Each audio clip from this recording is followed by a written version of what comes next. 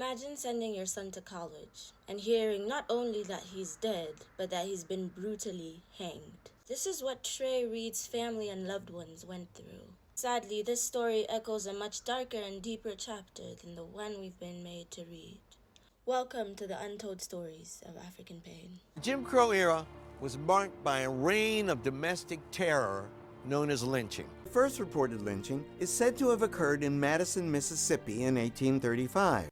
And what followed were decades of hangings, used as a way to terrorize black people. Lynchings could have buried the bodies in the ground, but hanging was preferred because it lifted these bodies up to terrorize and taunt communities of color.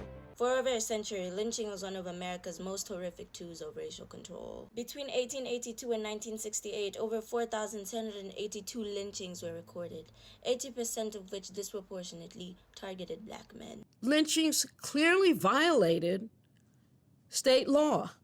These were murders, but the states weren't prosecuting. And lynching was never a federal crime.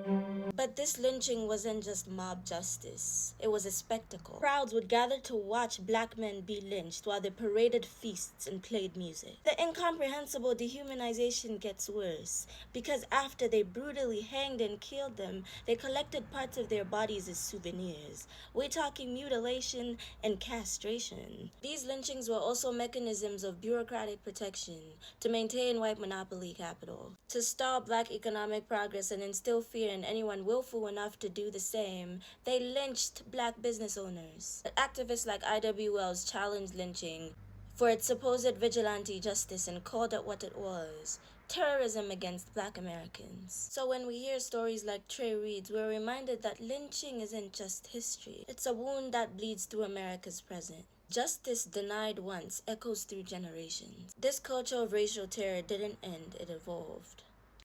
Please support my college fund by donating to the link in my bio or to my Cash App, Venmo, or PayPal, link below. Thank you so much.